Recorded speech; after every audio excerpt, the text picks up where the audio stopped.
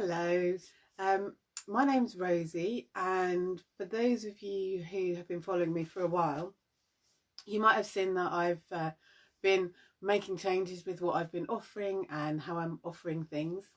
And today I thought I'd come on and explain a little bit more about what I'm doing and where I'm going with my pelvic floor restore course.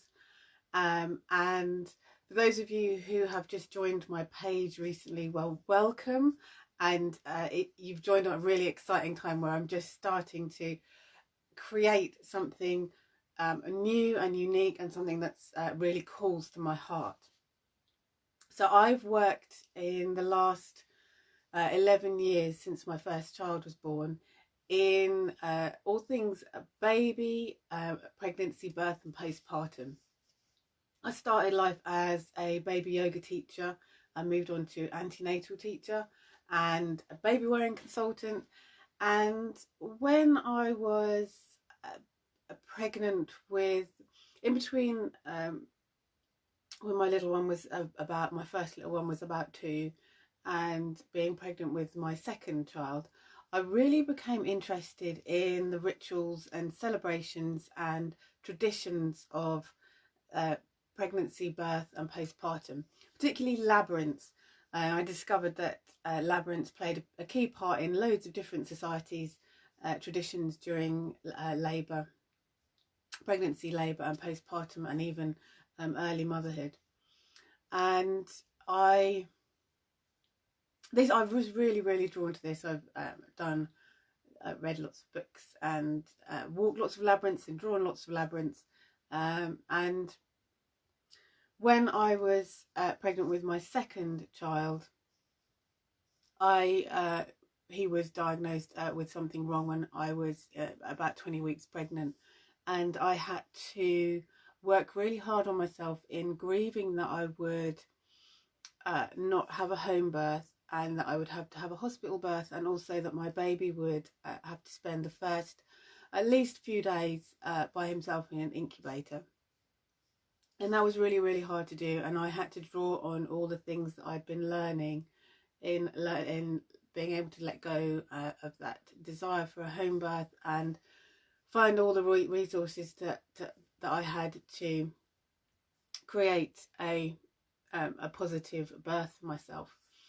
And shortly after he died, at 6 months, a few months, about a year later, I had a miscarriage. Might even have been a little while later. And I felt this real hatred towards my body, particularly my womb, my abdomen, everything inside my pelvis. And as someone who copes a lot with depression and lives alongside depression, it worried me the direction I was going with the feelings I had about myself. And I had a big shake up and used a lot of journaling, a lot of art, a lot of massage, and wrapping my pelvis, and really concentrating on nurturing myself there to get back to a place where I was getting to the point where I was ignoring it. I even felt so intensely cold in that region. I spent a long time after Bryn died learning lots of nurturing techniques, closing the bones, rebozo techniques,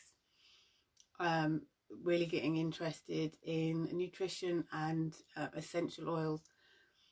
And something that I really became aware of was how through my life, from when I first had my period, and all through being pregnant and postpartum, that we tend to hold so much shame about our female areas, our pelvis, what happens in that pelvis, our bleeding times. And even though we're kind of slowly getting away from the fact that it's a curse to have periods, and I'm now coming towards the menopause and seeing how that's treated as very much a taboo and terrible and problem thing. That the amount of nurturing that we don't have, and the rituals and the ceremonies and looking after ourselves and becoming aware of our cycles and how that influences the energies we have is really missing from our societies. I was drawn to train to be a pelvic floor restore coach, and have really concentrated on looking at the exercises and the movements and the lifestyle changes needed to make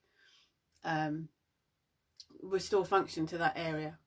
But the last month or so, with lots of meditation and self-reflection, I've realised that so many of the people that I've worked with are also holding on to grief and fear and sadness, holding on a lot from their pregnancies and their births.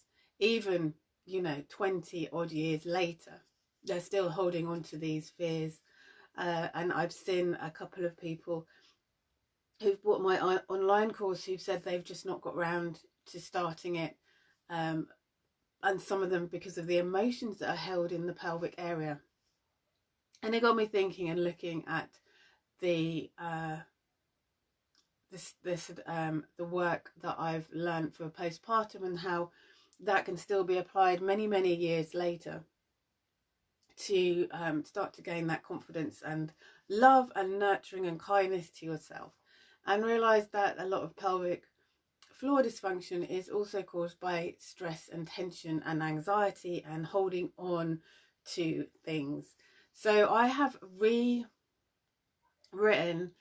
not totally rewritten, but added so much more, taken some things out of my pelvic floor restore course for it to be now so much more holistic. So we've got, as well as the exercises and lifestyle changes, we're also looking at mindfulness, relaxation, getting deep into the pelvis and connecting with it.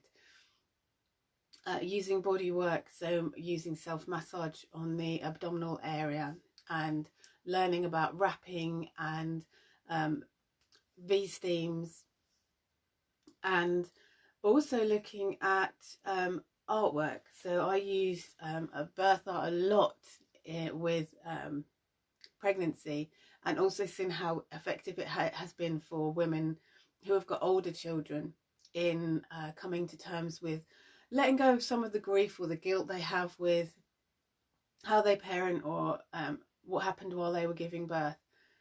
And so, and I used a lot of adult colouring books while I was pregnant with my second and third, and in between those times. And so I'm also using some tools of art to be able to connect deep into with the pelvis area and the organs within the pelvis, which means you actually can visualize the structures that you're working on and how they fit together and how they move, and to create a little bit of beauty around there. So I'm really pleased. I've got a couple more videos that I have to record to finish the course and get it up and ready for you, and I am working on getting that done definitely by the end of the week. I've had to spend this morning making jams and things just in I have an amazing, when I start getting ideas, I sometimes need to just step aside and do something else. So my aim is to get that course completely finished and ready for you at the end of the week. And I'm also going to be, I've got one group course which I'm hoping to run in September.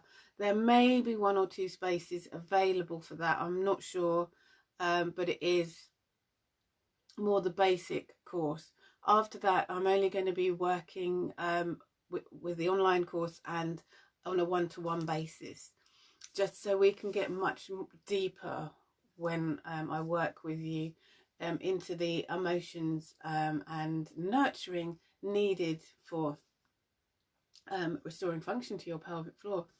I'm really, really excited to be bringing this to you. I think it's going to be a beautiful, beautiful way to get more in touch and make that better connection with your pelvis and your pelvic floor, so that you can embrace all the work that you need to do to restore function. So those are the plans. I hope you're as excited as I am. I never really know where to look with the camera. I keep looking at myself, which is horrendous, and then noticing the camera, having to look up there. So yes, bear with me. I will be talking this week. I'll be going through some of the extra bits that are involved in the course and giving you some little tasters so you can find out for yourself how useful they are. In the meantime, have a fantastic rest of the bank holiday Monday, and do take care, and I will speak to you tomorrow. I'll be doing another live tomorrow. So take care. See you soon. Bye bye.